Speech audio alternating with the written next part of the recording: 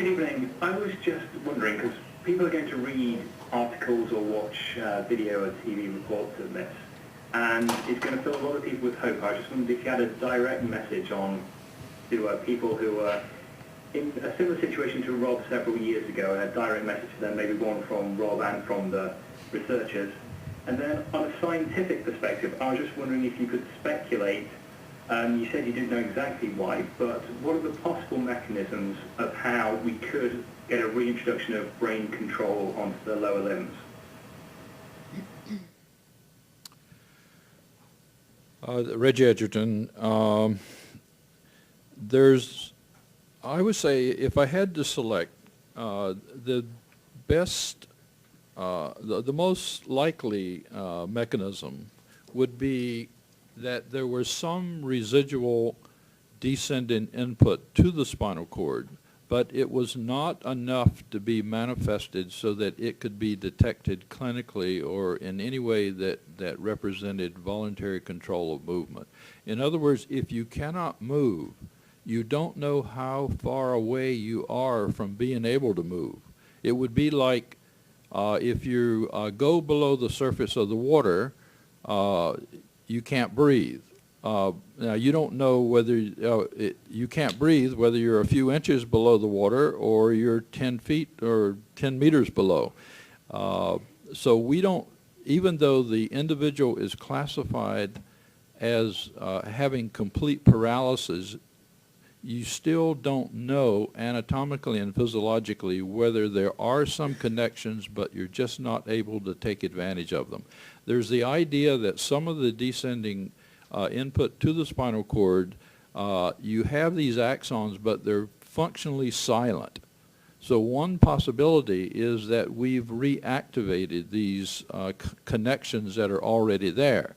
There's a lot of emphasis on myelination. Perhaps these fibers, these axons that are descending, perhaps all of this activity enabled them to remyelinate and somehow become more functional. The other possibility is these descending axons could have actually proliferated and made new connections as a result of the continuous activity. It's almost certain that there's some activity-dependent mechanism that's involved. The other more remote possibility is that there were no anatomical connections at all, but somehow we've been able to activate the system in a way so that a few axons can get across. But what's remarkable about the voluntary control is how well Rob's control is. If you ask him to contract at a low level or a modest level or a heavy level, he can do that. And he can move his muscles on command, and he can move the selective muscles that are appropriate for whatever the intended movement is. So there's been a lot of concern about when there is a reestablishment of connections from the brain to the spinal cord that they may not be the correct ones, and that may be the case. But if that is the case here, it seems like with the practice, somehow the brain has enormous capability of adapting and making, perhaps making alternate routes, functional alternate routes to this circuitry.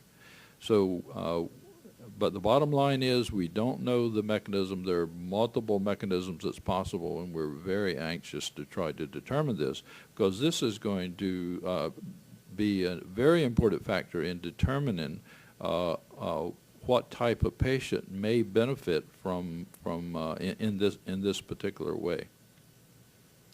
And in response to what message do we want to send to the spinal cord injury community, I think it is really critical to be clear that this is still in a research realm, that this is not something that's imminently close to being available for people.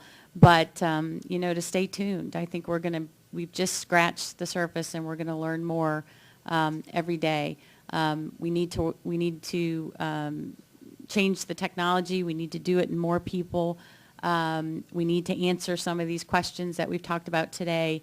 Identify the state of the nervous system that's appropriate before it'll be able to go into into the clinical realm, and that's going to take time and resources. So I think there's a new possibility here, and I think there's going to be a lot of people working really hard on it.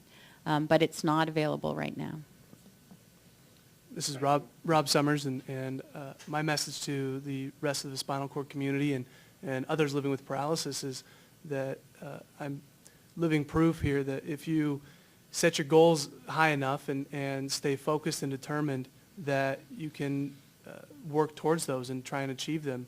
And through this, I hope to give the millions out there hope, and the ones that have lost hope to revive their hope just from my story and everything that I've been through, and hopefully give them a positive outlook no matter where you're at in the world to continue to move towards your goals.